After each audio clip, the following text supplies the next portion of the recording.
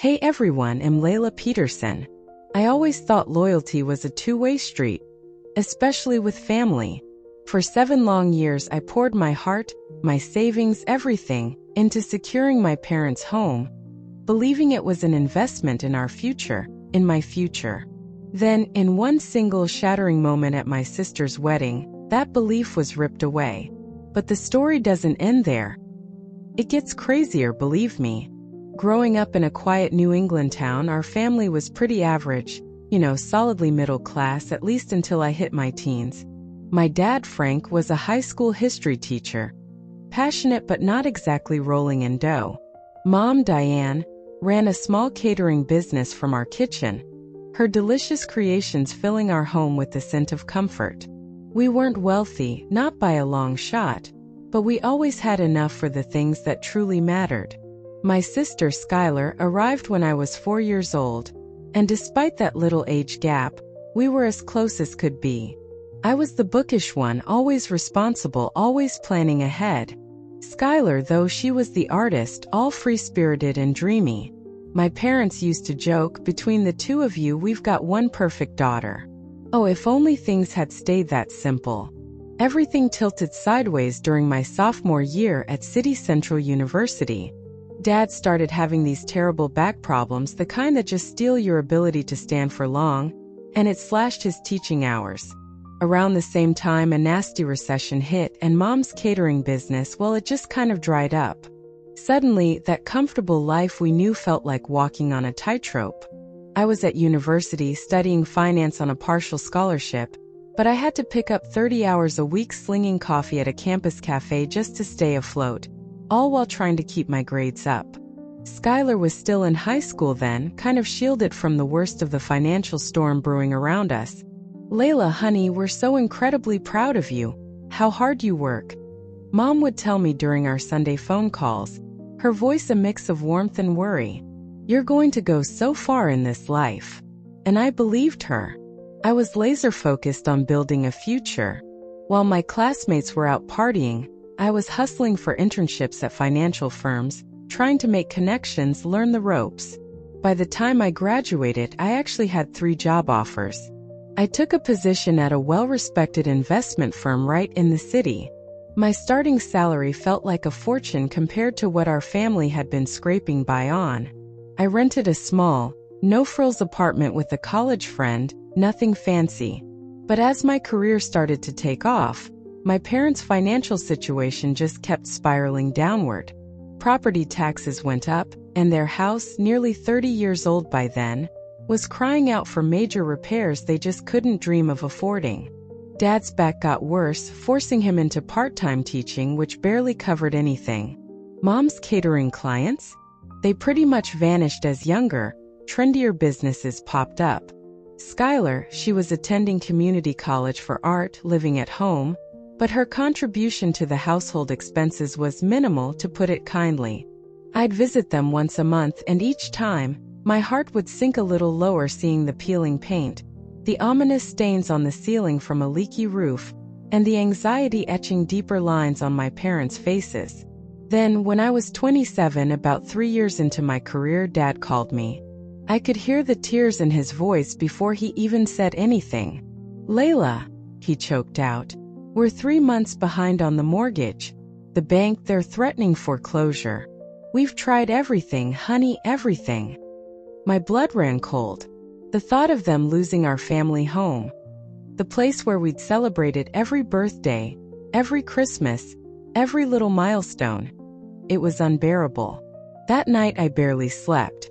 I spread out all my financial statements on my tiny kitchen table. I'd been saving like a fiend for a down payment on my own place, but I realized I had enough to cover their overdue payments, at least for now. After a serious chat with a financial advisor, I came up with a plan. I drove out to their place the next weekend. I'll help with the mortgage, I told them, sitting them down at that same worn kitchen table. But we need to do this oficialna, make it formal. My idea is that I'll take over the payments, pay it off completely over time. And in return, the house would eventually transfer to me. It would be my investment property. Tears welled up in their eyes. "Oh, Layla, you've always been our rock," Mom whispered, clutching my hand. We drew up a simple contract. Nothing too complicated, just straightforward. It stated that after 7 years of me making all the payments, the house would be legally transferred to my name. They could, of course, live there for the rest of their lives rent-free. That was always part of the deal. I also committed to funding all the necessary renovations. So, for the next 7 years, like clockwork, I sent a payment of $1,200 every single month. I replaced that leaky roof. I had the ancient electrical system completely updated.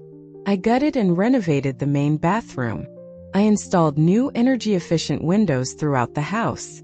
Every single improvement, every receipt was carefully documented as part of my investment. During this time, I climbed the ladder at work, eventually becoming a senior financial analyst. And finally, I'd saved enough to buy a little place of my own. Instead of some slick city condo, I found myself drawn to the mountains. I bought a rustic 2-bedroom cabin near Serene Pines Lake, deep in the New Hampshire wilderness. It needed a lot of work, sure, but I just fell head over heels for the knotty pine interior, the big stone fireplace, and the incredible sense of peace that surrounded it. My weekends became a whirlwind of sanding floors, painting walls, and slowly, lovingly creating my own personal sanctuary, a world away from the relentless hustle of city life. While all this was happening, Skylar was kind of drifting. She bounced between various retail jobs and half-hearted creative projects. She'd live with roommates for a while, then moved back in with our parents when things fell apart. I worried about her lack of direction, but my parents would just wave it away. "Oh, she's just finding herself, Layla. Not everyone was born with your drive, you know." Then, when Skylar was 28, everything shifted. She met Ethan Vance. Ethan was 33, worked in commercial real estate, and came from a seriously wealthy family in Connecticut. He was handsome, unbelievably charming, and he just swept Skylar off her feet with expensive gifts, fancy dinners, and whirlwind weekend getaways. From the moment they met him, my parents were completely smitten. Dad suddenly had a buddy to watch sports with, someone who understood his obscure references. Mom just glowed whenever Ethan complimented her cooking, which he did, lavishly and often. Family dinners, when I could make them, started to feel like showcases for Ethan's business successes, his connections, his supposedly brilliant insights. "Layla, isn't Ethan just wonderful for Skylar?" Mom would gush during one of my visits, her eyes shining. "He's so established, so mature. He knows exactly what he wants in life." I'd nod, try to smile, but honestly, something about Ethan just rubbed me the wrong way. Behind that polished charm, I'd catch these fleeting glimpses of something cold, calculating, especially when he thought no one was looking. He'd subtly correct Skylar's table manners in front of everyone, or he'd interrupt her stories to redirect the conversation back to himself. Little things maybe, but they pinged on my radar. Around this time I met Noah Harrison. He was my cabin's nearest neighbor, a wildlife photographer with the kindest eyes I'd ever seen and an easy rumbling laugh that just made you feel good. Noah lived year-round in his family's old vacation home. Our friendship started when he helped me wrestle my new dock into the lake one sweltering afternoon. It blossomed from there, over crackling campfires, shared bottles of wine, and quiet kayak trips across the glass-still water at dawn. With Noah I could just be. I could breathe. He never compared me to anyone, never measured my worth by my job title or my bank account. When I finally confided in him about my uneasy feelings about Ethan, Noah just listened, no judgment, just steady support. "Trust your instincts, Layla," he advised, his gaze thoughtful. "You know your sister better than anyone." As my relationship with Noah deepened, my parents became even more enamored with Ethan. He was their golden boy. When I mentioned that I needed to finalize the last few renovations on the house before the ownership transfer, which was fast approaching, Dad would suddenly find something fascinating out the window and change the subject. When I brought up the contract we'd all signed, Mom would get this vague, flustered look and say, "Oh, Layla, family shouldn't be so businesslike. We'll figure it all out, honey." For the very first time, a genuine knot of unease tightened in my stomach about my investment, about their promises. But with only 6 months left on our 7-year agreement, I tried to push those worries aside. I focused on finishing the renovations I'd promised, trusting that, in the end, they'd do the right thing. Then, after dating for just 8 months, Ethan proposed to Skylar. The diamond ring he gave her must have cost him 3 months' salary easily. Skylar called me, practically screaming with excitement, and I genuinely felt happy for her sheer, unadulterated joy. My sister had always dreamed of a fairy tale romance, and on the surface, Ethan seemed to be delivering exactly that. "Layla, you won't believe it. We're thinking about a spring wedding at Mom and Dad's house." Skylar gushed over the phone. "The backyard will be absolutely perfect once the cherry trees bloom." The wedding planning kicked into overdrive and quickly consumed my parents. Mom practically abandoned her struggling catering business, or what was left of it, to focus full-time on being the mother of the bride. Dad spent his weekends clearing out garden beds, repainting fences, obsessing over the lawn. The backyard, the one I'd helped landscape and plant just 2 summers ago, was being completely transformed into a wedding venue. Ethan's parents visited from Connecticut, bringing along their interior designer friend who started making suggestions for improvements to our family home. Suddenly, the kitchen backsplash I'd painstakingly installed wasn't quite right. The living room furniture, which was perfectly comfortable, needed updating. My carefully chosen paint colors, the ones I'd spent weeks deliberating over, apparently weren't wedding appropriate. "Layla, don't be so sensitive," Mom said with a dismissive wave of her hand when I tried to voice my concerns about the escalating expenses, many of which seemed to be falling on Mom and Dad. Ethan's family is used to certain standards, and this is Skylar's big day after all. As maid of honor, I tried my best to support Skylar, while also gently suggesting some more budget-friendly alternatives. But whenever Ethan was around, my suggestions were brushed aside with a condescending smile. "Don't worry your pretty little head about money, Layla," Ethan would say, his tone dripping with false sweetness. "I've got connections. I can get us some amazing deals." Funny thing about those amazing deals, they always seem to involve my parents shelling out for premium services from Ethan's friends and business associates. About 3 months before the wedding, I drove out for a weekend of what was supposed to be planning. I found Skylar sitting at the kitchen table, tears streaming down her face. Ethan thinks we should postpone our honeymoon," she sniffled, twisting a napkin in her hands. "So we can put that money toward redoing the master bathroom." That master bathroom renovation had been my Christmas gift to my parents the previous year. I'd hired a contractor friend who gave me a great discount, and I'd even taken time off work to help with the demolition myself. He says it's embarrassing when his friends visit," Skylar whispered. "Skylar, do you want to postpone your honeymoon?" I asked, trying to keep my voice gentle. I just want Ethan to be happy," she replied, her eyes darting away from mine. Later that weekend, I was in the kitchen getting more ice, and I overheard a conversation between my father and Ethan out on the deck. They were grilling, and I paused when I heard my name. "Layla's been generous, no doubt about it," Dad was saying, his voice low. "But she's always been, well, practical to a fault. Sometimes family needs to be about more than just contracts and obligations, you know?" "Absolutely, Frank, I couldn't agree more," Ethan replied smoothly. His voice was like silk, but there was an edge to it. "And really, what does Layla need with this house anyway? She's got her career, that little cabin of hers up in the mountains. Skylar deserves security too. A real Loma." My blood ran ice cold. Were they seriously discussing my agreement with my parents? The house I'd been faithfully paying for and pouring my own money into renovating for nearly 7 years? Later that evening, when Skylar was busy with something else, I confronted my parents in their bedroom.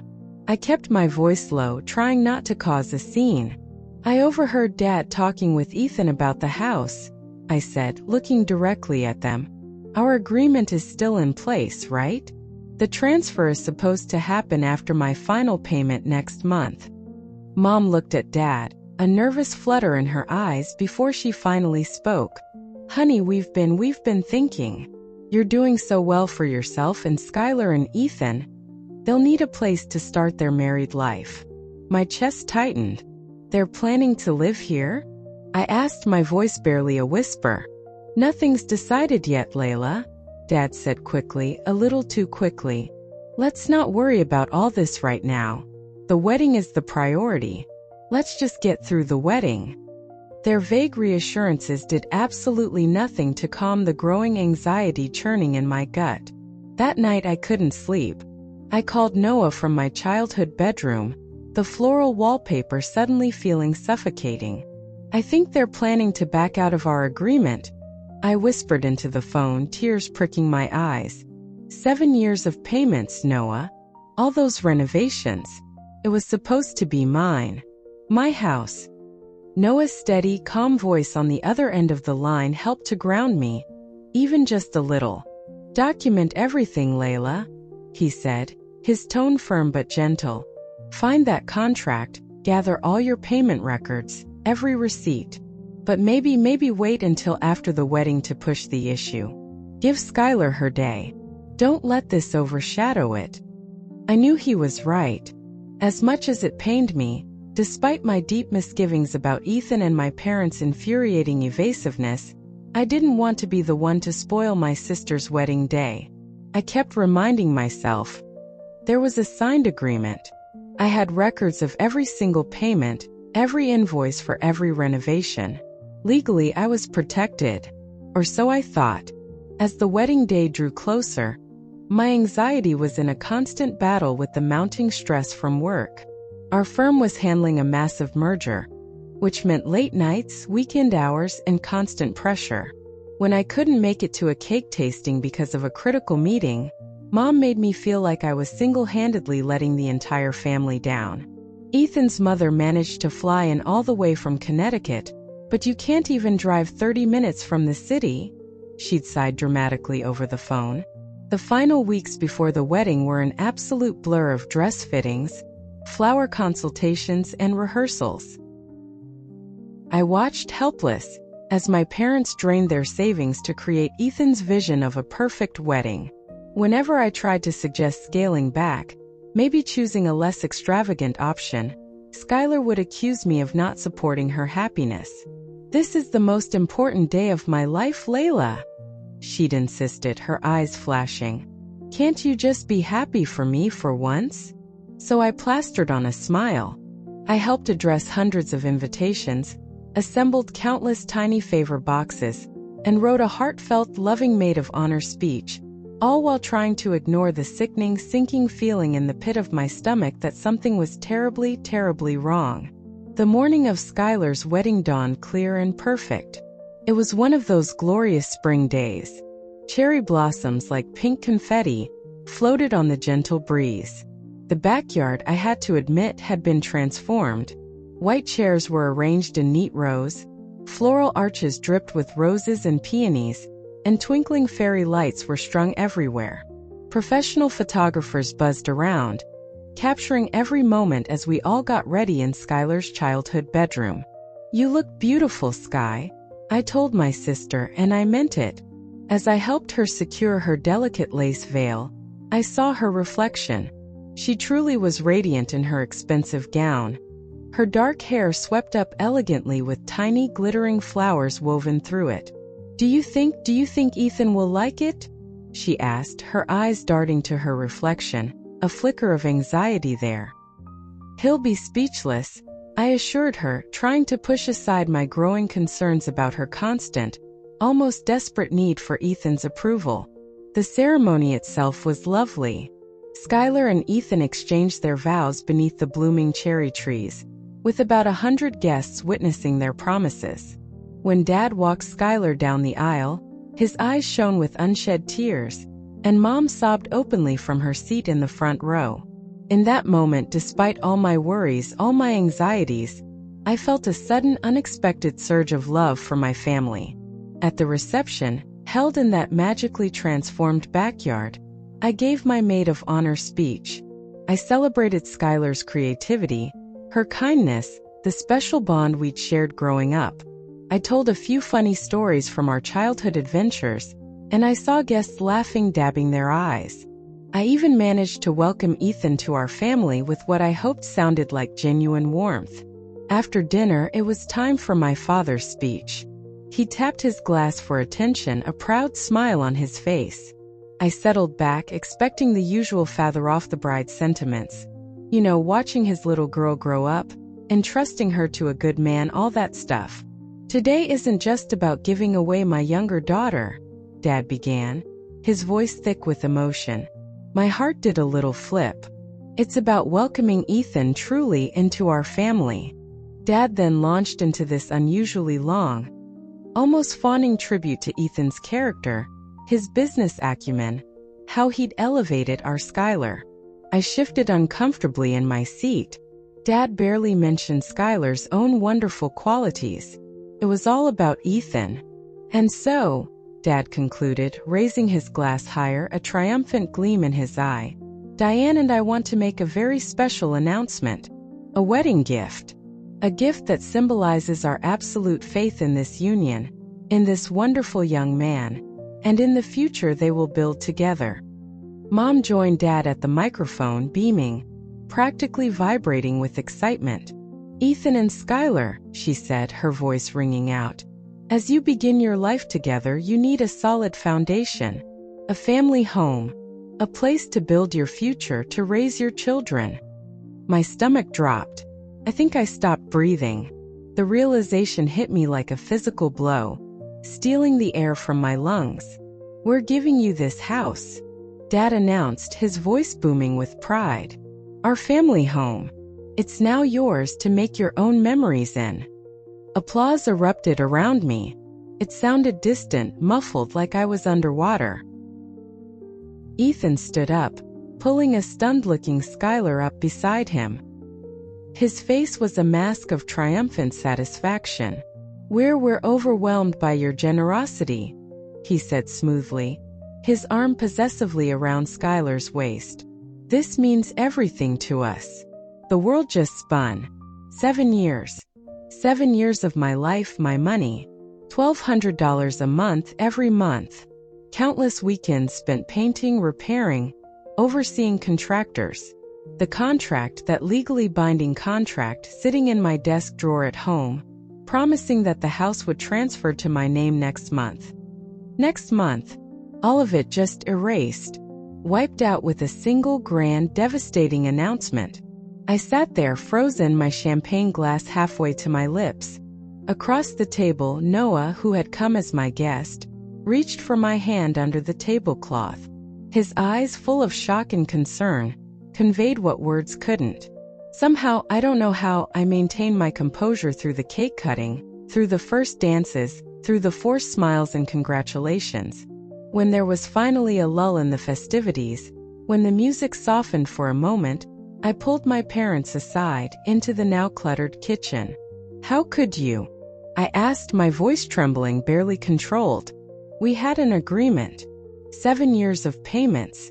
All the renovations. That house was supposed to be mine. Next month. Mom, at least, had the grace to look uncomfortable, her eyes darting away. Dad just sighed heavily, that weary, put-upon sigh I knew so well. Layla, we know you've helped us tremendously, you have. But well, just look at your life compared to your sister's. You have a successful career, you have savings, you even have your own vacation property up in the mountains. Skylar and Ethan, they need a foundation. A start. Ethan needs my house?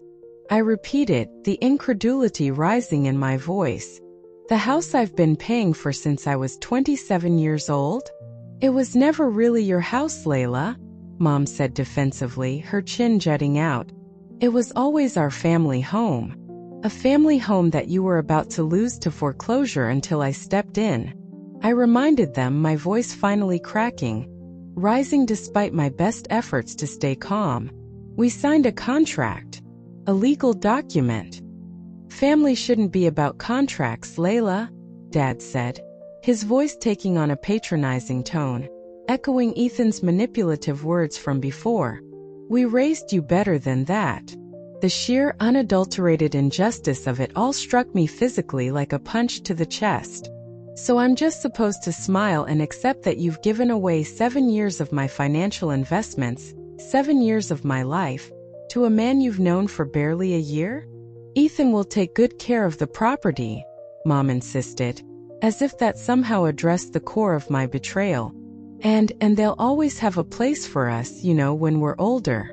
What about my place? I choked out, tears finally spilling over, hot and angry. What about what I was promised? What about what was mine? Dad's expression hardened. That loving, supportive father I thought I knew vanished, replaced by a stern, disappointed stranger. I think you're being selfish, Layla, he said coldly. This is Skylar's wedding day. Pull yourself together and try to be happy for your sister for once. Just then the wedding planner bustled in, announcing it was time for the bouquet toss. Mom hurried out, visibly relieved to escape the confrontation. Dad gave me one last, deeply disappointed look before following her. I stood there alone in the kitchen, surrounded by dirty dishes, half-empty champagne bottles, and the wreckage of my trust. It felt like the ground had just disappeared from beneath my feet. 7 years of investment gone. My parents' promises broken like cheap glass. And apparently, I was the selfish one for expecting them to honor a legally binding agreement, for expecting them to value my contribution, my sacrifice. I couldn't bear to go back out there, to face the happy, oblivious crowd. I sent a quick text to Noah. Need to leave. Can't do this. Explain later.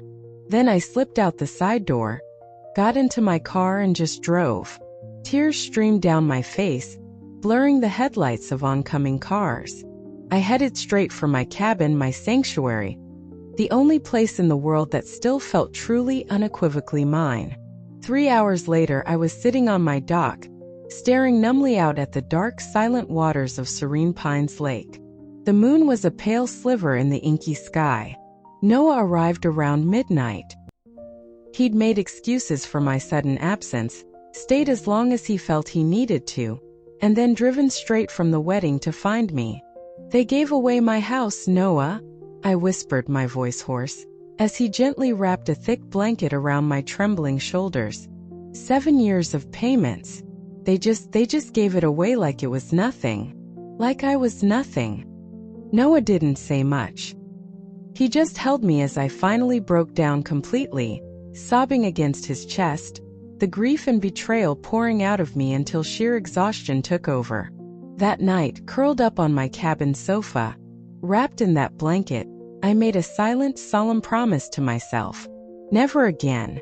Never again would I let anyone, not even my own family, take advantage of my generosity, my loyalty, my love. Never again. For a solid week after the wedding, I holed up in my cabin. I called in sick to work for the first time in my entire career. I just couldn't face anyone. The betrayal consumed me. I replayed that horrific announcement over and over in my head. My father's booming voice, Ethan's smug smile, my mother's beaming face. I relived their casual, cruel dismissal of my feelings in the kitchen. The shock of realizing how little my contributions, my sacrifices truly meant to them. My phone blew up with missed calls and messages. Skylar texted repeatedly. Where did you go? Mom and Dad said you weren't feeling well. Call me. And then later, more urgently. Layla, are you mad about something? Please call me. I'm worried. My parents left voicemails that started concerned, then quickly veered into irritated. Layla, this silent treatment is childish and unproductive. Dad's voice clipped from my voicemail 3 days after the wedding. We need to talk about this like adults. Like adults? The irony was almost too much to bear. Noah drove up midweek, his car loaded with groceries and his quiet, unwavering support. He set up his laptop and worked remotely from my cabin dining table while I alternated between pacing the porch in a silent fury and just sitting, staring out at the lake, lost in a fog of grief and disbelief.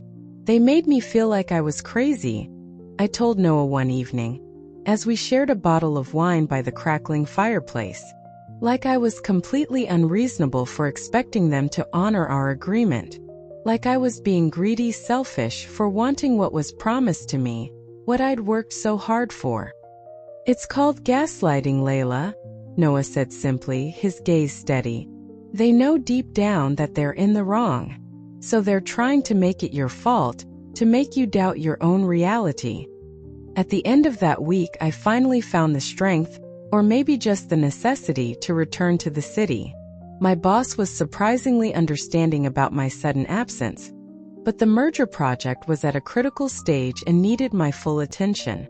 Immersing myself in complex financial models and high-stakes negotiations actually provided some temporary relief from the constant, agonizing replay of betrayal in my mind.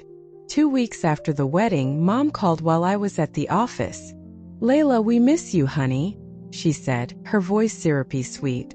This silent treatment has gone on long enough." "I'm not giving you the silent treatment, Mom," I replied, my voice even devoid of the emotion that was still churning inside me. "I'm processing the fact that you gave away something that was contractually, legally supposed to be mine." "Oh, that contract," Mom dismissed with an airy wave of her hand as if I could see it. "That was just a formality, Layla. We never really intended to give you the house." The casual, almost nonchalant admission stunned me into silence for a moment. "Then why?" I finally managed to ask, my voice dangerously quiet. "Why did you sign it? Why did you let me pay the mortgage for 7 years? Why did you let me pour tens of thousands of dollars into renovating it year after year?" "Well, we needed help at the time, obviously," she admitted, a hint of defensiveness creeping into her tone. "And you were doing so well financially. We knew you could afford it." The conversation just devolved from there. Mom kept insisting that I was financially secure enough to absorb the loss, as if 7 years of my life and a significant chunk of my savings were just a minor inconvenience. She prattled on about how Skylar and Ethan needed to start their married life properly, in a home of their own. When I pointed out that Ethan, with his supposed real estate success, likely earned more than I did, she quickly changed tactics. "You've always been so independent, Layla. So self-sufficient.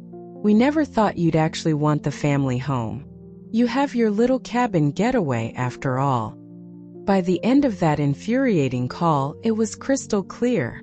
They had always intended to break our agreement. My faithful payments, my meticulous renovations, my unwavering support. It had all just been a convenient, temporary stopgap solution to their financial problems. Now that Ethan had appeared on the scene with his veneer of wealth, his prestige, his connections, they'd found a much more appealing, more advantageous option.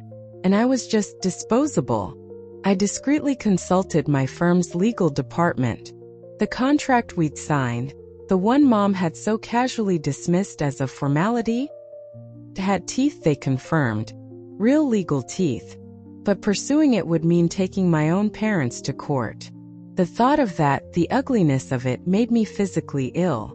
So instead, I made a practical and perhaps long overdue decision. I formally and immediately ended all financial support to my parents. The supplemental checks I'd been sending them every month to help with their expenses stopped. I removed myself as an authorized user on their credit card, the one I'd been dutifully paying off for years. I withdrew from the family cell phone plan, the one I'd established and maintained for everyone. It was a clean cut. For 3 long months, I maintained only minimal, carefully controlled contact with my family. I declined all invitations to Sunday dinners.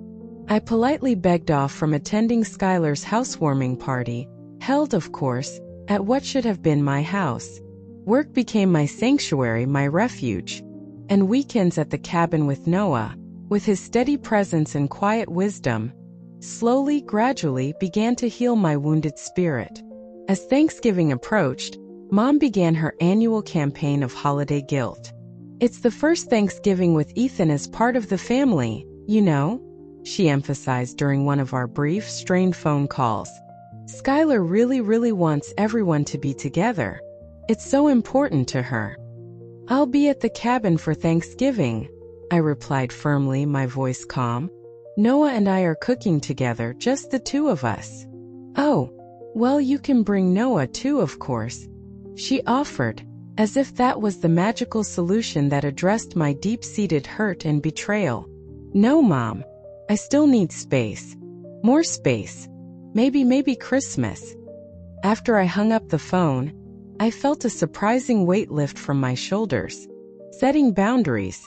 It was new territory for me, the perpetual family fixer, the enabler, the one who always put everyone else's needs first. And you know what? Felt good. Noah and I planned a quiet, intimate Thanksgiving at the cabin.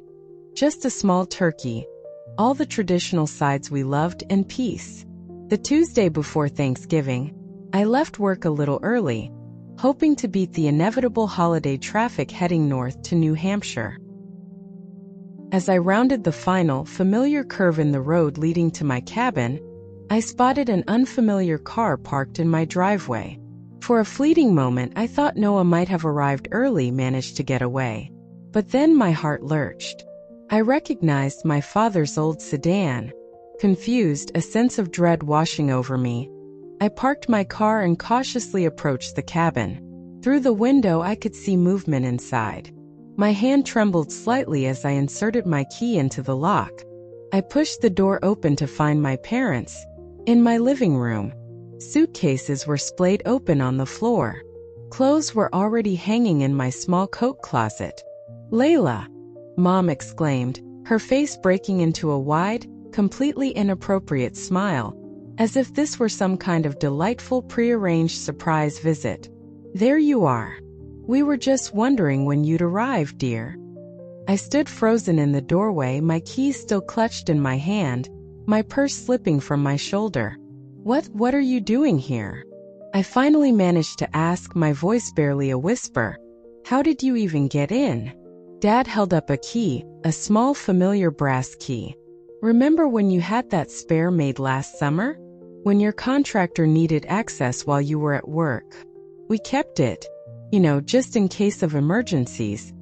"This doesn't look like an emergency," I observed, my eyes sweeping over their partially unpacked luggage, the way they'd already started to make themselves at home. This looks like you're moving in." Mom and Dad exchanged a quick, almost guilty glance. "Well, you see, honey," Dad began, shifting his weight uncomfortably, "we've had a few financial setbacks. The wedding, it turned out to be a bit more expensive than we'd anticipated.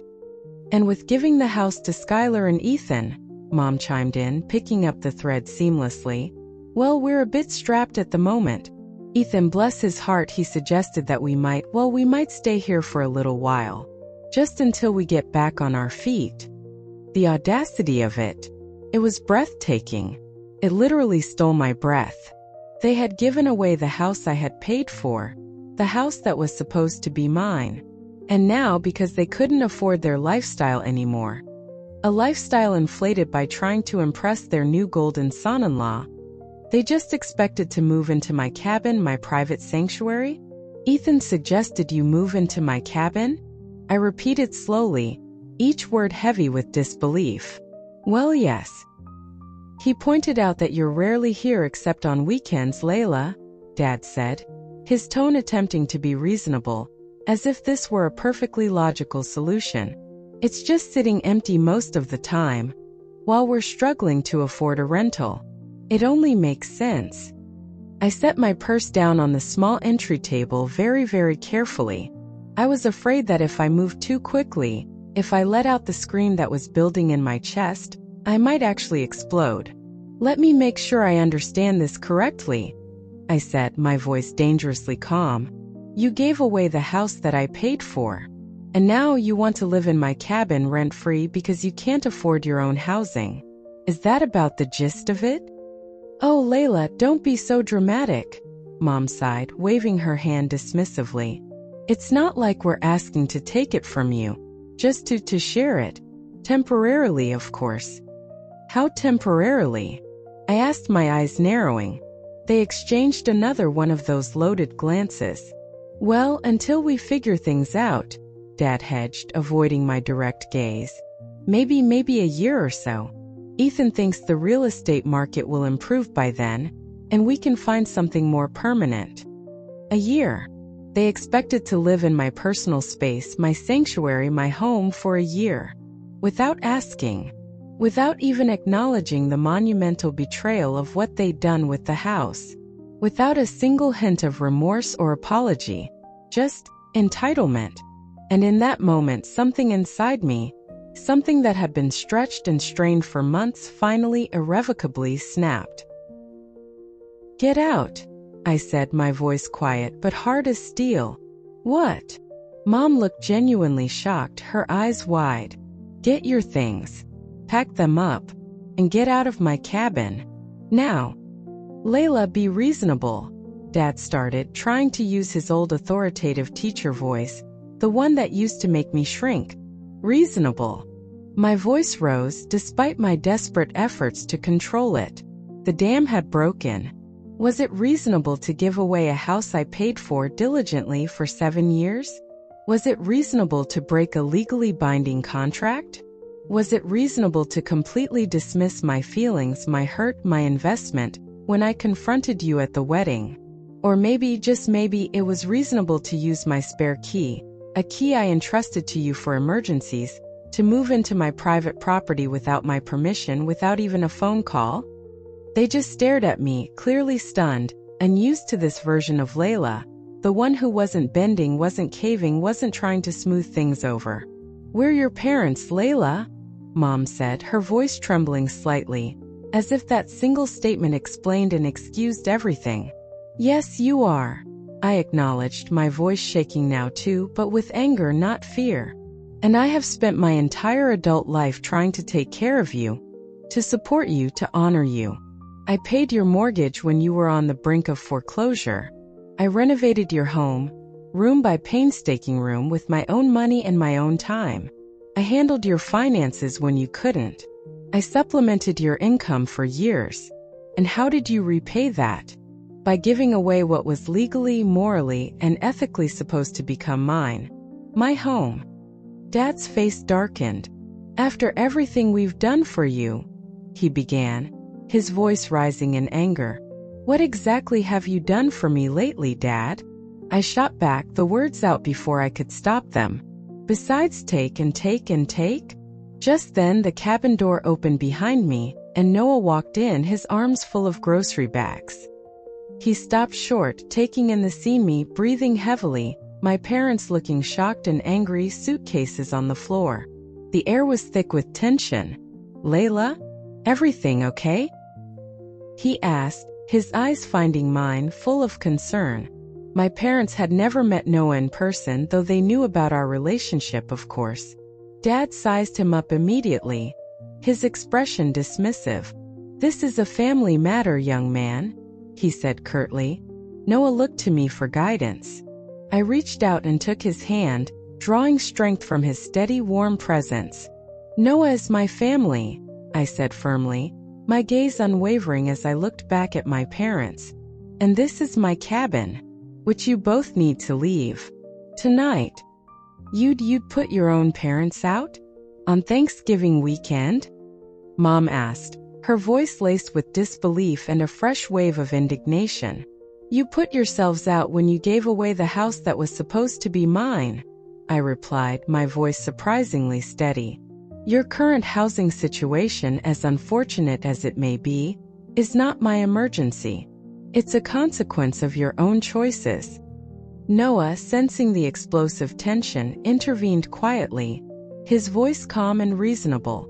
There's a very nice hotel about 20 minutes down the road. The innkeeper is a friend of mine. I can call right now and make sure they have a room available for you.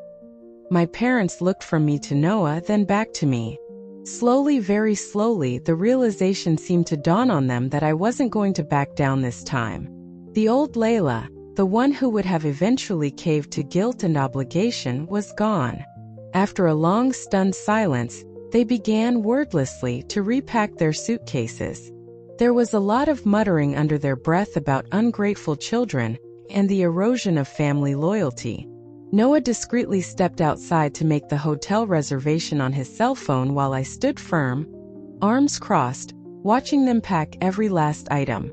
When Dad started to take a set of my grandmother's antique china dishes from the kitchen cupboard, I stepped forward. "Those aren't yours to take, Dad. They were your grandmother's." Mom protested, her voice sharp. "Yes, they were," I agreed. "And she left them to me specifically in her will. She knew how much I admired them. They stay here." An hour later it was done. Noah, bless his patient soul, drove my parents and their luggage to the hotel. I sat on my dock, alone in the cold night air, shaking with a mixture of adrenaline, residual anger, and a strange, unfamiliar sense of empowerment. When Noah returned, he didn't press me with questions. He just sat beside me, wrapped an arm around my shoulders, and offered his silent, unwavering support. Later that evening, my phone rang. It was Skylar, her voice tight with tension. "What's going on, Layla?"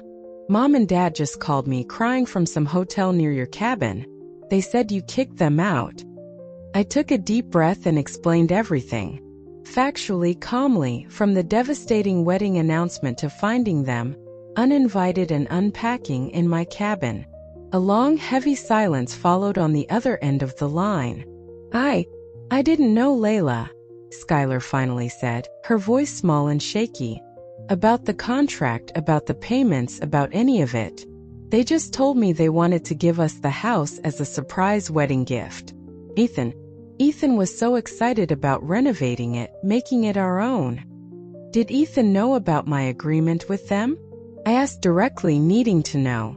Another pause, longer this time. He mentioned something once a while ago about you helping Mom and Dad out with the mortgage during some bad times," she admitted hesitantly. "But he made it sound like it was just, family helping family.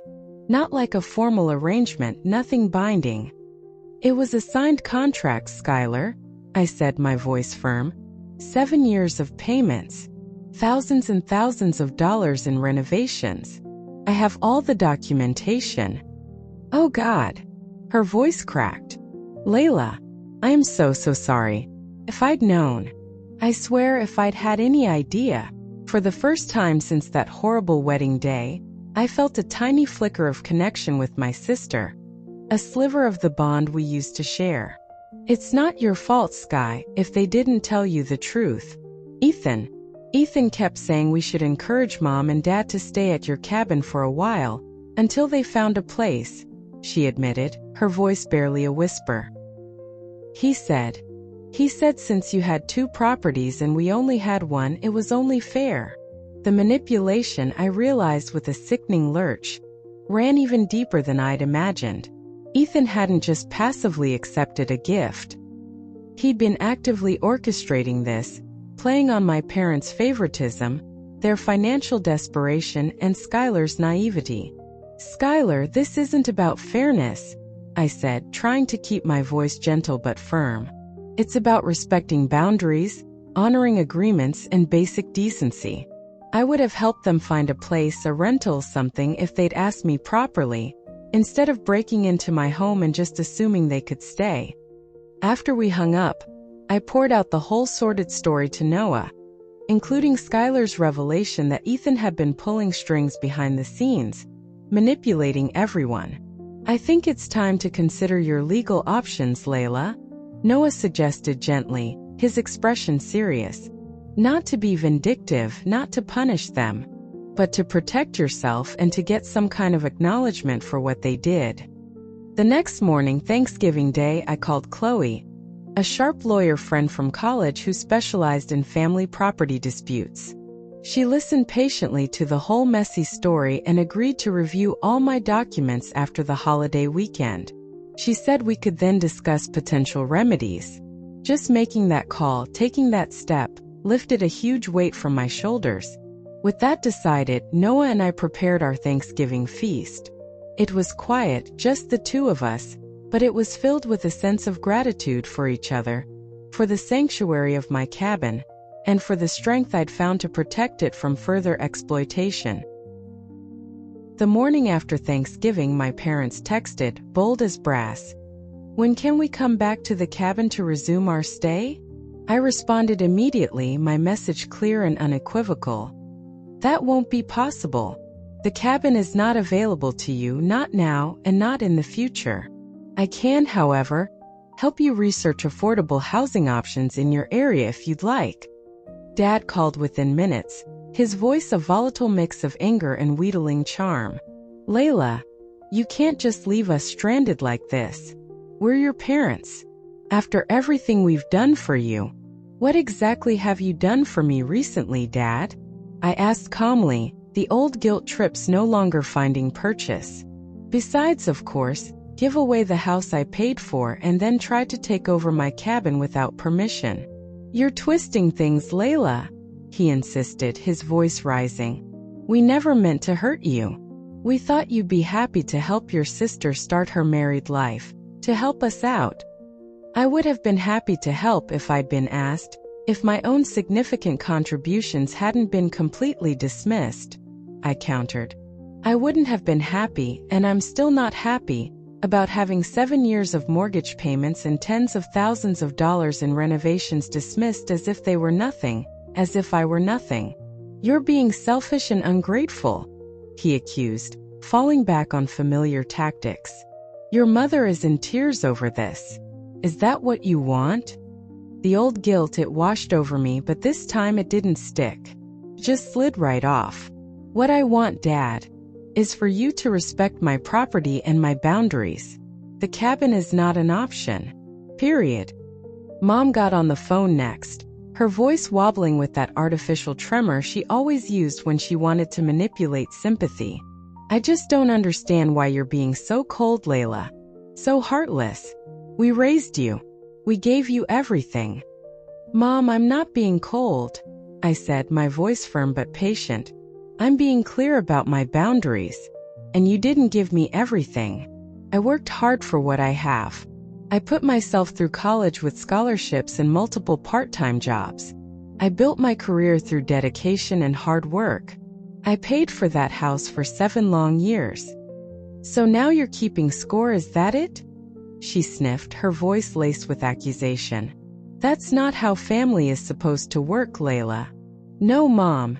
Keeping score would be me reminding you that I've given you well over $100,000 in mortgage payments and renovations over the past 7 years. I'm not even asking for that back. I'm simply and clearly stating that you cannot live in my cabin." The conversation circled and circled, going nowhere until I finally said, "I need to go now. Please let me know if you'd like my help researching affordable rentals in your area." Noah witnessed the entire exchange, offering silent support, a reassuring squeeze of my hand when I finally blessedly hung up the phone. "You did great," he said, his voice full of warmth. "You stayed calm, you were clear, and you held your boundary. That's huge."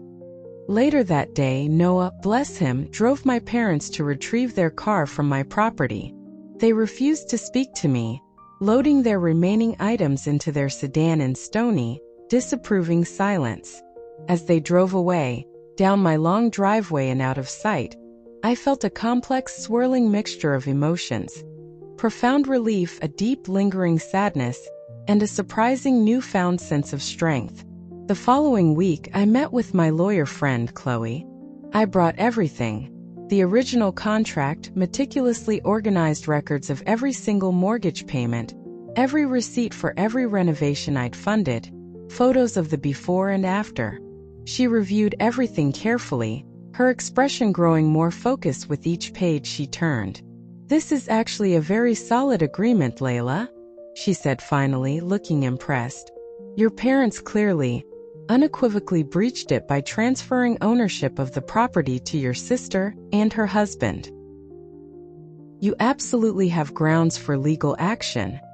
I don't necessarily want to sue my parents, Chloe, I clarified, the thought still making me feel queasy. I want some recognition of what I invested. Some acknowledgement that what they did was wrong. Sometimes, Chloe explained, her tone practical, the threat of legal action is enough to bring people to the negotiating table. Let me draft a formal demand letter.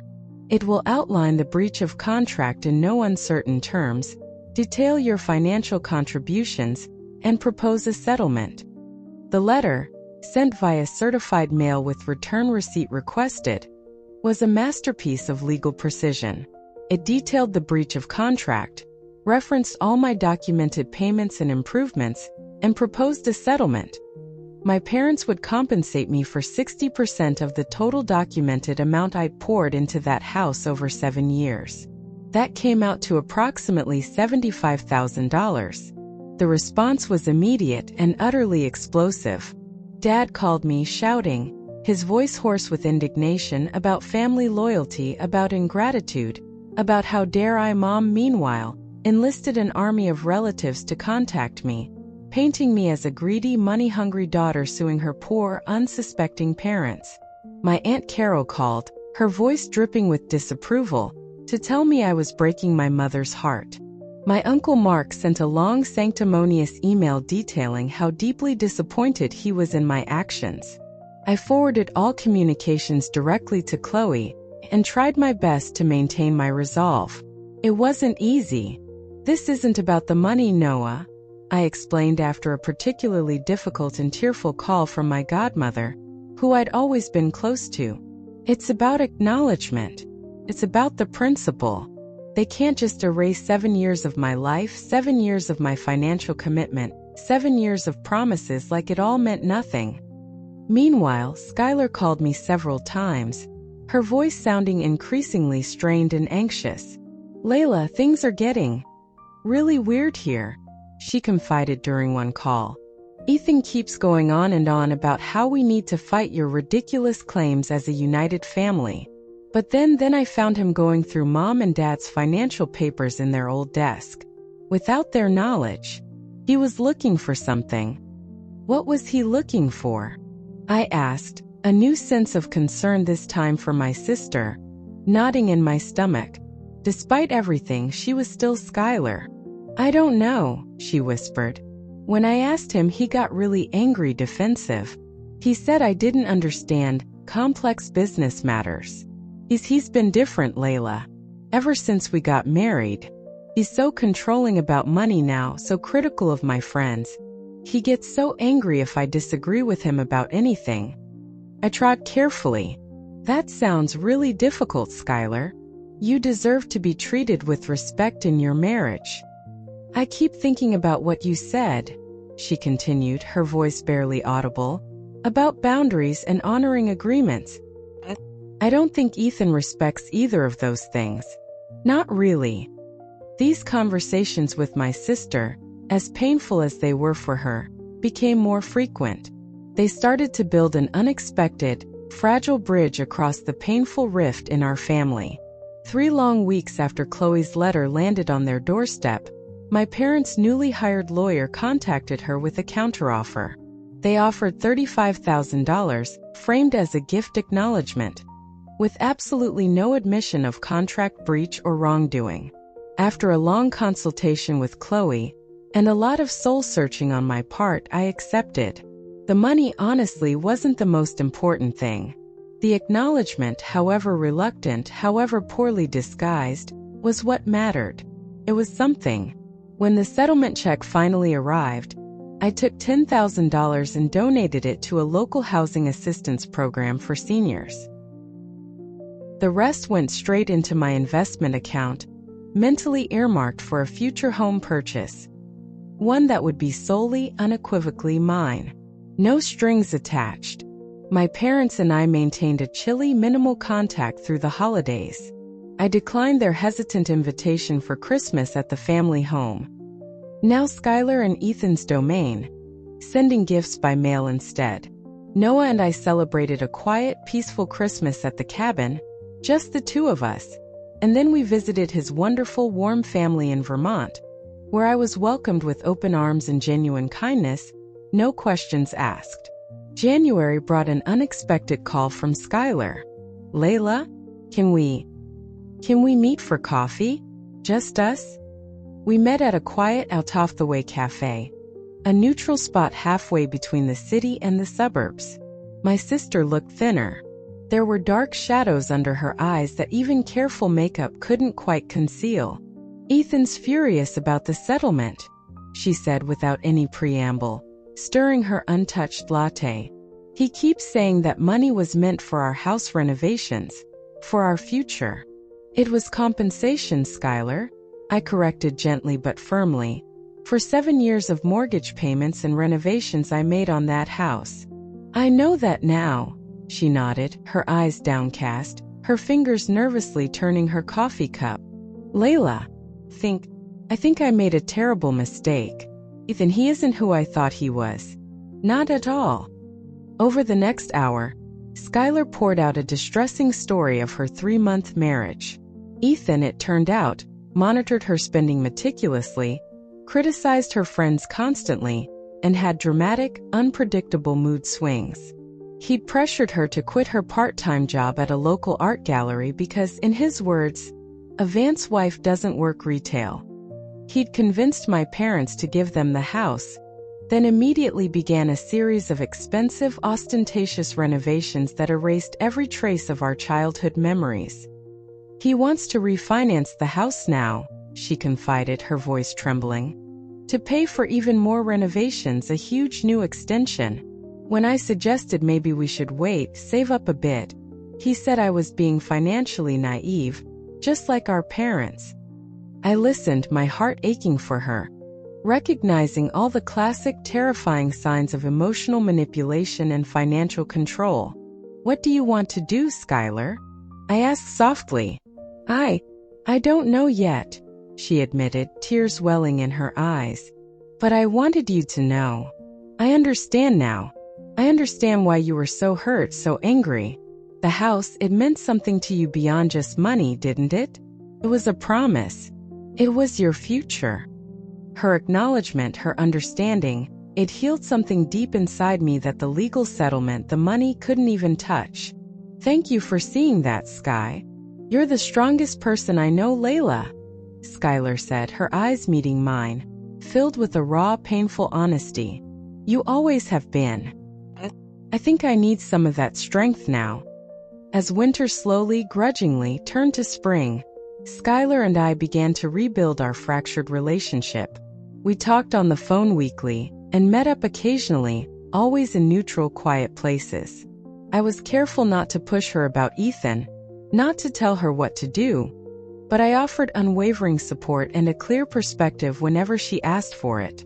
Noah met her for the first time over a casual dinner in the city, and their easy, natural rapport added another strong, supportive strand to my slowly healing support system. By March, my parents had found a small, affordable apartment in a nearby town. They seemed to be slowly adjusting to their new, much simpler reality. Our interactions remained formal, a bit stiff but civil. They never directly apologized for the house or for the horrific cabin incident, but they did stop actively vilifying me to relatives, which was progress, I guess. My relationship with Noah had only deepened through all this family turmoil. His unwavering support, his clear-eyed perspective, his incredible patience. He helped me navigate the emotional minefield without losing myself, without becoming bitter. Weekends at the cabin became our shared sanctuary, filled with hiking through the budding woods, cooking comforting meals together, Noah patiently teaching me the basics of photography, and long, quiet conversations by the fireplace. You know what impresses me most about you through all this, Layla? Noah said one evening, as we watched a spectacular sunset paint the lake with fire from the dock. What's that? I asked, leaning my head on his shoulder. You didn't let this break you. Not for a second. You stood up for yourself, you fought for what was right, but you still managed to leave the door open just a crack for healing. That takes incredible strength. In that moment, looking out at the peaceful water, feeling his warmth beside me, I realized how far I'd truly come from the people-pleasing, conflict-avoidant daughter who had silently, dutifully accepted whatever was asked of her, no matter the personal cost. The betrayal, as painful as it had been, had forced me to define my boundaries, to find my voice, and to defend them. And in doing so, I discovered a stronger, more resilient, more authentic version of myself. 6 months after Skylar's disastrous wedding, spring returned in full glory to Serene Pines Lake. Noah and I spent a long, blissful weekend opening up the cabin for the season, clearing away winter debris from the yard, and resealing the dock boards. We had fallen into such an easy, comfortable rhythm of shared work and quiet companionship that the cabin felt more like our home than ever before. "What do you think about extending the deck around that side?" Noah suggested one evening as we grilled dinner on the porch, the scent of pine and wood smoke in the air. It would catch the morning sun perfectly for coffee. I smiled, loving how naturally he spoke of future improvements, how easily I could imagine our lives unfolding together in this special space that we both loved so deeply. "I'd like that very much," I said. "Maybe we could even add an outdoor shower too, for after a swim in the lake." My career, surprisingly, had flourished despite all the personal turmoil. I'd been promoted to portfolio manager, which came with a significant raise and even better, more flexible working arrangements. This meant I could often manage 3-day weekends at the cabin every month. The boundary-setting skills I'd been forced to develop with my family translated remarkably well to professional settings, earning me a new level of respect from colleagues and clients alike. Therapy had also become an invaluable part of my healing journey. My therapist, Dr. Ramirez, was amazing. She helped me process the complex grief of family betrayal without letting it turn into bitterness or resentment. "Family patterns are incredibly powerful, Layla," she observed during one particularly insightful session. "Breaking them, truly breaking them, requires tremendous courage and self-awareness." I maintained limited, carefully managed contact with my parents. Our conversations were mostly surface level, focused on neutral topics like the weather or Dad's garden. They never directly acknowledged the depth of the house betrayal or the audacity of the cabin incident, not in any meaningful way. But they also no longer pushed against my established boundaries or made any financial requests, which was a relief. The most significant and hopeful change came in my relationship with Skylar. After our emotional coffee shop conversation, she began reaching out more frequently, often with questions or concerns that revealed her growing unease and unhappiness in her marriage. "Ethan got so angry last night," she confided during one hushed phone call, "when I bought new art supplies without consulting him first. He said I was undermining our financial goals. Layla, they were $30 watercolors." "That seems like a really outsized reaction, Sky," I offered carefully, trying to remain neutral but supportive. In healthy relationships, both partners usually have some degree of financial autonomy, some personal spending money. "That's what I thought too," she said quietly. "But he says I don't understand money like he does. He says I'm irresponsible." Over the subsequent weeks, Skylar shared more troubling incidents. Ethan had systematically isolated her from her old college friends, claiming they were immature and bad influences.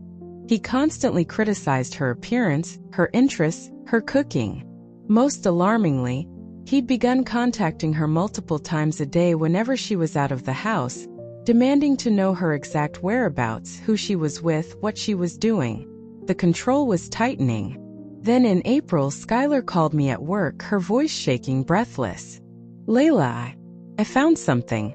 I was looking for some tax documents in Ethan's desk, and I discovered he has a separate bank account. A secret account I didn't know anything about." I closed my office door, a knot of dread tightening in my stomach. "How much money is in it, Sky?" I asked, trying to keep my voice calm for her. "He's been transferring money from our joint account into it every single month since we got married." $3,000 a month, Layla. That's most of what Mom and Dad gave us for the wedding. And there are credit card statements in his name too, showing these huge purchases, things I've never seen, trips I never went on. My financial analyst brain immediately started calculating the scale of his deception.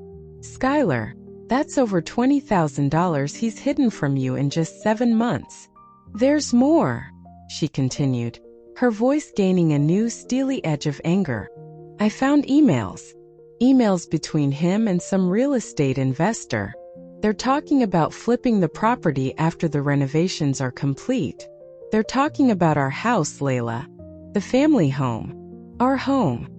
Ethan's long game suddenly became sickeningly clear. Secure the house through marriage, use family money, my parents' money, Skylar's wedding gift money to renovate it, then sell it for a hefty profit, and likely move on financially and perhaps personally, leaving Skylar with nothing.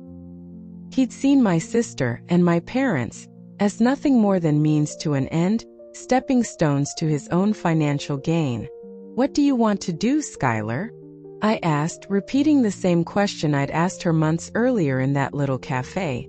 But this time, there was a far greater urgency in my voice. I want out, Layla, Skylar said, her voice firm, resolute. I've been so blind, so stupid. But I'm seeing clearly now. I want out, and I want to make sure he doesn't get away with this. Over the next 3 weeks, Skylar and I, with Noah's quiet, practical help, developed her exit strategy.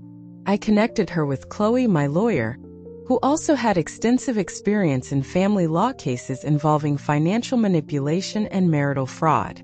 Skylar meticulously, secretly, gathered documentation of Ethan's hidden accounts, his questionable transactions, those damning emails. She secured her important personal documents, her irreplaceable sentimental possessions, quietly moving small things out when Ethan wasn't home. Where will you go? I asked her during a secure call from my office landline, knowing Ethan likely monitored her cell phone and emails. Can I stay with you in the city for a while? She asked hesitantly. Just until I can figure things out, get on my feet? Of course, Sky, I replied without a moment's hesitation. My spare room is yours for as long as you need it. You know that. On a Tuesday, when Ethan had an overnight business trip scheduled out of state, Skylar executed her plan. She packed her essential belongings, left a brief, lawyer-approved letter on the kitchen counter explaining her departure, and drove straight to my city apartment. My doorman had been briefed, building security was alerted, and Noah stayed with me that evening, a quiet, reassuring presence just in case. When Skylar finally arrived, her eyes red-rimmed from crying but her chin held high, I embraced her with an overwhelming mixture of pride, relief, and fierce protectiveness. You did it, Sky. You actually did it. I almost didn't, she admitted, her voice trembling as we carried her bags inside. Right up until the very last minute, I kept hearing his voice in my head, telling me I was being dramatic, that I was overreacting, that I couldn't possibly manage without him. But you knew deep down that wasn't true, did you? Noah said kindly, taking a heavy suitcase from her. Skylar managed a watery smile, looking at me. I remembered watching you, Layla. Watching you stand up to Mom and Dad at the cabin that day. And I thought, if my sister could hold her boundaries against a lifetime of family expectations, against so much pressure, then maybe, just maybe, I could leave 6 months of his lies and manipulation. The aftermath was predictably stormy. Ethan vacillated wildly between fits of rage, desperate pleading, and outright threats. My parents initially sided with him, convinced that Skylar was having some sort of emotional breakdown, that she was being rash and ungrateful. How could you encourage this, Layla? Mom demanded during one particularly tense and unpleasant phone call. They were building a life together. He loved her. He was financially exploiting her, Mom, I stated calmly, trying to keep the exasperation out of my voice. There's documentation. Clear proof of hidden accounts, secret plans to sell the house out from under her. This wasn't love, it was a con. That can't be right, Dad interjected, his voice full of disbelief. Ethan told us Skylar had misunderstood some temporary business arrangements he'd made. He said she was being overly emotional. Then asked to see the bank accounts, Dad, I suggested quietly. Asked to see the emails about flipping the property. Ask Skylar to show you the proof she has. Their vehement defense of Ethan finally faltered, then crumbled completely, when they were eventually, reluctantly, confronted with the undeniable evidence Skylar provided through her lawyer. Dad called me about a week after Skylar had left Ethan, his voice subdued, heavy with a dawning, uncomfortable understanding. We may have misjudged the situation with Ethan, Layla. And Ethan? I asked, trying to keep my tone neutral. A heavy sigh on the other end of the line. We're beginning to see some very concerning patterns of behavior. Things we should have seen before. The family dynamic shifted yet again. As my parents slowly, painfully processed their second major, catastrophic misjudgment in less than a year.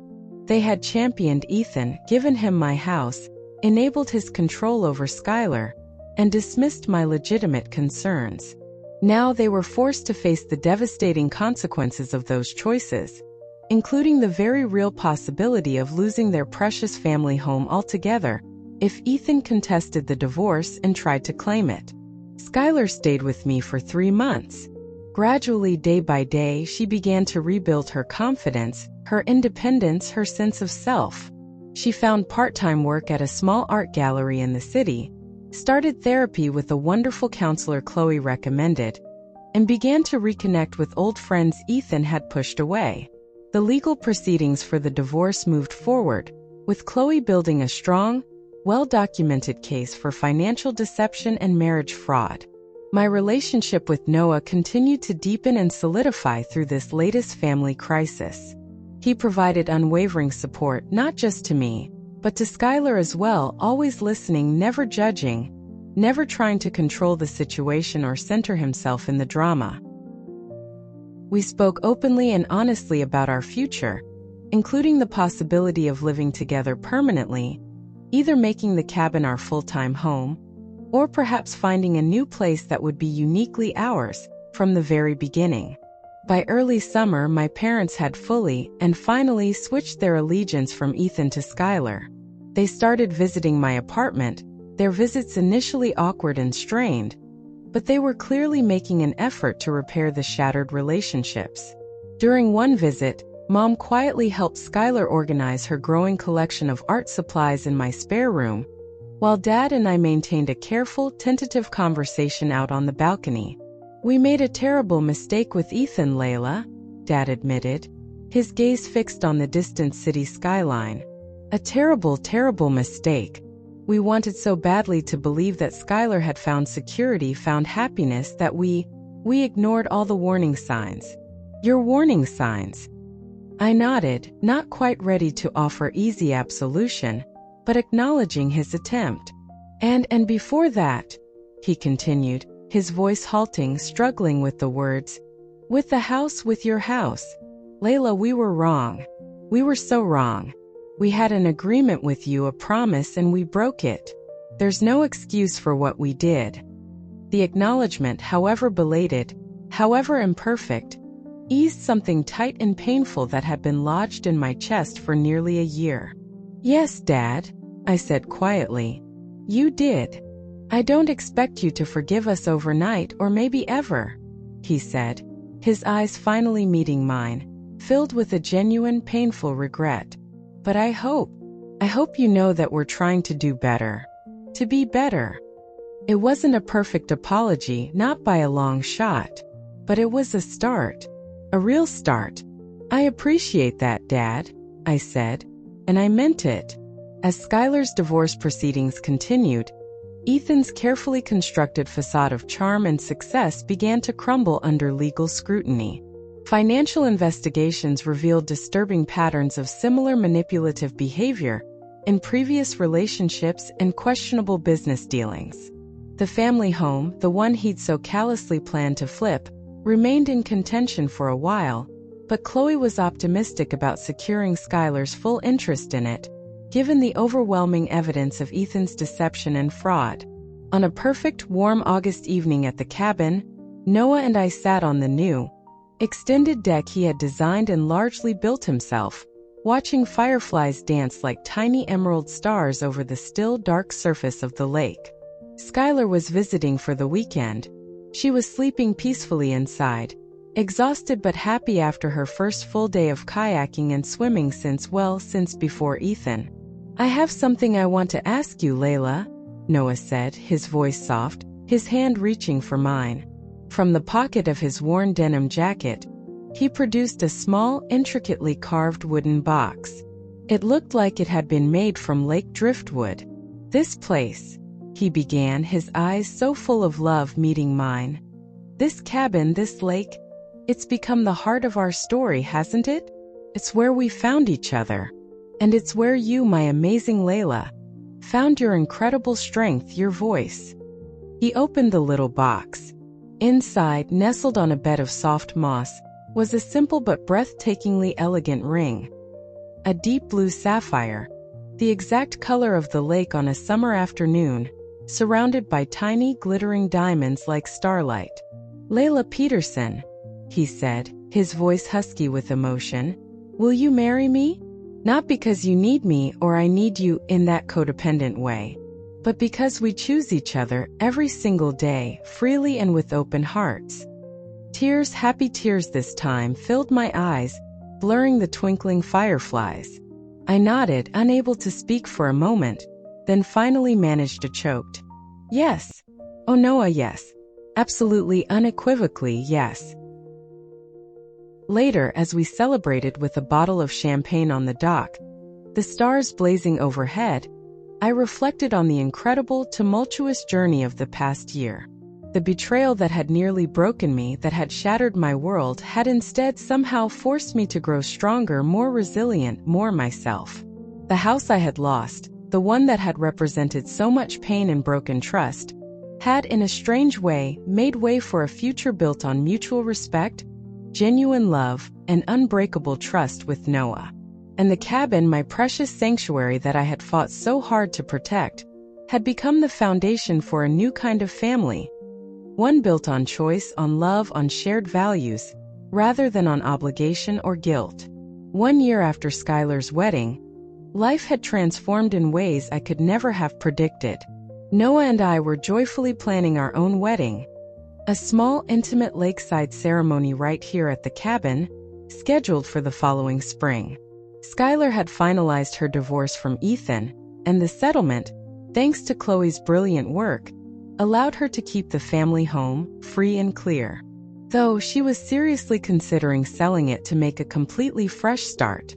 "There are just too many complicated, painful memories there now, Layla," she explained one afternoon, as we were happily shopping for furnishings for her new sunny apartment in Cambridge. I think I need my own place with my own history, my own energy." I understood completely. The house that had once represented my investment, my security, my broken dreams, now symbolized a painful chapter that was best left behind for all of us. Skylar had, incredibly generously, offered to sell it and split the proceeds with me, acknowledging all the years of payments I'd made. But I declined. "Use it to build your new life, Sky," I told her, meaning it with all my heart. "Your freedom, your happiness, that's worth more to me than any amount of money." My relationship with my parents remained a work in progress. The initial gaping fracture had begun to heal, but trust, once so thoroughly shattered, rebuilt slowly, painstakingly. They had moved into a comfortable senior apartment complex and seemed to be adapting to a simpler, less financially strained lifestyle. Dad had even started substitute teaching again, part-time, and Mom was volunteering at a local community kitchen, rediscovering her love of cooking without the intense pressures of running a business. Our family gatherings were smaller now, less frequent, and far more authentic. Gone were the strained performances of perfect family harmony, replaced by careful, sometimes hesitant, conversations that acknowledged past hurts while tentatively, hopefully, looking toward a more honest future. During a Sunday lunch at my apartment, Mom quietly helped me address wedding invitations while Dad and Skylar animatedly discussed her upcoming local art show. "I never properly thanked you, Layla," Mom said quietly, her head bent over a stack of envelopes, "for taking Skylar in during everything with Ethan. You were there for her when we failed her so badly." "She's my sister, Mom," I replied simply. "I always will be." Mom nodded, tears welling in her eyes. "You're a better person than we raised you to be, Layla," she whispered, her voice thick with an emotion I couldn't quite decipher, regret, perhaps, or even a touch of awe. "You became that all on your own." The unexpected, unprompted acknowledgement touched me deeply. "I think we all learn and grow, Mom," I said gently. "Sometimes through joy and sometimes through pain." Noah and I had merged our lives with thoughtful intention, not rushing but steadily building. He had moved most of his photography equipment and his editing studio into my city apartment, where he worked between his wildlife assignments. Weekends and any other snippet of time we could steal belonged to the cabin, where we continued to make small improvements, always with an eye toward eventually living there full-time, surrounded by the peace of the lake and the woods. My promotion to portfolio manager had brought increased responsibility, yes, but also greater flexibility and autonomy. I had established clear, non-negotiable work-life boundaries. I was no longer the first one in and the last one out of the office. I'd learned that my value wasn't measured by my constant availability, but by the quality of my work, my insights, and my decision-making. Therapy continued to be a vital anchor. Family patterns, Layla, often repeat, generation after generation, until someone is brave enough, strong enough to break them, Dr. Ramirez observed during one of our sessions. "You've broken a significant generational pattern of financial entanglement and emotional obligation in your family. That's a monumental achievement." The lesson had been excruciatingly painful, but undeniably transformative. My worth wasn't determined by what I provided to others, by how much I could give or sacrifice. Love, real love, shouldn't come with price tags, conditions, or unwritten, suffocating obligations. Genuine relationships, I now knew with every fiber of my being, were built on mutual respect, on reciprocity, not on what could be extracted, manipulated, or leveraged. Noah, bless his heart, proposed a toast during a quiet dinner celebrating our engagement. "To boundaries that protect," he'd said, his eyes sparkling, "and to wisdom that liberates.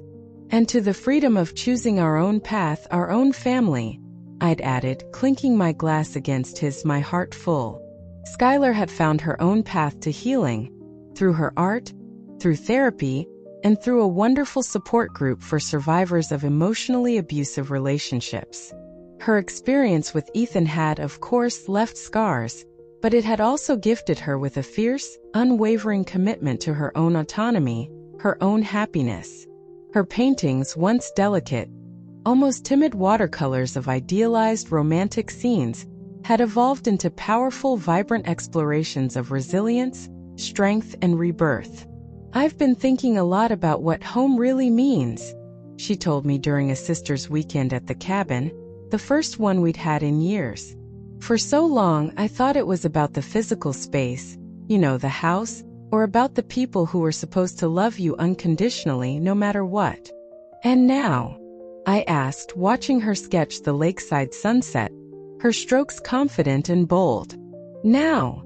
She looked up from her drawing, a small, genuine smile playing on her lips. "Now I think home is where you feel completely, utterly yourself, where you don't have to earn your place or justify your needs or shrink yourself down to fit. It's where you can just be." She met my gaze, her eyes clear and bright. "You taught me that, Layla. Your journey, your strength, you showed me what that looks like." The realization that my own painful, tumultuous journey had, in some way, helped my sister find her own strength, her own voice, brought an unexpected, profound healing to my own heart. Perhaps that was the true inheritance I'd received from all of this. Not a house, not material security, but the courage to define my own worth, and to stand in it unapologetically. On our one-year engagement anniversary, Noah and I sat on our expanded deck, the one we dreamed about, watching the same silent, ancient stars that had witnessed our first meeting, our first tentative conversations, and every milestone since. "What do you think was the real turning point for you?" he asked, his arm warm and comforting around my shoulders. "When did you know deep down that you wouldn't let them, anyone, take advantage of you anymore?" I considered his question carefully, gazing out at the starlit water. "It wasn't just one single moment, I don't think," I said slowly. "It was more like an accumulation. A slow, painful dawning. The realization that my worth isn't measured by what I give, or what I sacrifice, or how much I can endure. That real love, true connection, shouldn't require erasing myself, my needs, my boundaries." The journey had been arduous, almost unbearable at times, but so incredibly necessary. From the gut-wrenching shock of betrayal at Skylar's wedding to the empowering, terrifying confrontation with my parents at the cabin, each painful step had forced me to confront and dismantle beliefs I'd carried unquestioned since childhood. The belief that love was earned through sacrifice, that family obligations always trumped personal boundaries, personal well-being, that my needs, my desires, my dreams somehow mattered less than everyone else's. In letting go of these deeply ingrained, damaging beliefs, I hadn't become selfish or cold or hard, as I'd once feared I might. Instead, I'd become more authentically generous, giving from a place of genuine choice and abundance, rather than from a sense of obligation or a desperate need for approval. My relationship with Noah flourished because it was built on a foundation of mutual respect, equality, and shared joy, rather than on need or dependence or unspoken expectations.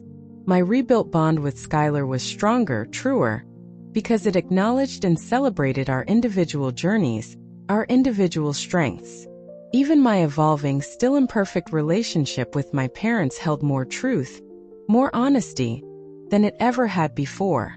We were all imperfect people, finding our way back to some kind of connection after profound hurt, without pretending the pain hadn't happened, without papering over the cracks. The cabin, that little wooden structure tucked away by the lake, which had once been my solo refuge, my escape, had now become the heart of our chosen family. It was the place where boundaries were respected, where growth was celebrated, where vulnerability was safe, and where love was offered freely, generously, without expectation of return. As the twilight deepened into a soft, velvety night, I rested my head on Noah's shoulder, a wave of profound gratitude washing over me. Gratitude for the difficult, painful lessons that had, ultimately, led me to this peaceful, authentic moment. "I've been thinking about our wedding vows," I said softly, my voice barely disturbing the quiet hum of the crickets. "I want to promise something about creating home together. Not just a physical space, but a relationship, a life where we both can truly flourish, where we both feel safe to be completely ourselves." Noah kissed my forehead, his touch gentle. "Where boundaries are respected," he murmured, "and growth is celebrated, and laughter is abundant." "Exactly that," I whispered, my heart swelling. The stars reflected on the lake's still, dark surface, creating a perfect, shimmering mirror image of the vast sky above. The symmetry felt right somehow, a visual reminder that our inner and outer worlds could align, could find balance, when they were built on a foundation of truth, integrity, and mutual respect. My journey from a compliant people-pleaser to a self-possessed, boundary-holding advocate for my own life hadn't been easy. Not by a long shot. But sitting there with Noah's arm around me, under that canopy of stars, I knew with an absolute, unshakable certainty that it had all been worth it. In losing a house, a false sense of security, I'd found something infinitely more valuable. A home within myself, a bedrock of self-worth, that no one, no matter what, could ever take away. Looking back, that storm of betrayal, it didn't break me. It forged me. I learned that true strength isn't about bending to please others, but about honoring your own worth, your own truth. The quiet dignity I found in reclaiming my peace, in choosing my own family, in building a life on my own terms, that's a treasure no one can ever take away from me. And you know what? The view from here is pretty amazing. What about you? Has my story resonated with you at all? Have you ever had to stand your ground with family or anyone else when they crossed important boundaries? How did you find the strength to protect what matters most to you, to protect your own peace? I genuinely love to hear your thoughts and experiences in the comments below. Your voice, your story, it matters. And if my journey connected with you, please hit that like button, subscribe to the channel, and maybe tap that notification bell so you don't miss another story of healing, resilience, and growth. If you feel moved to offer a little extra support, super thanks are always deeply appreciated and help us continue sharing these important stories. It's all part of the healing journey for so many of us. Thank you for listening. Thank you for being part of this community. Remember, your worth is inherent. It's never measured by what others try to take from you or how they try to define you.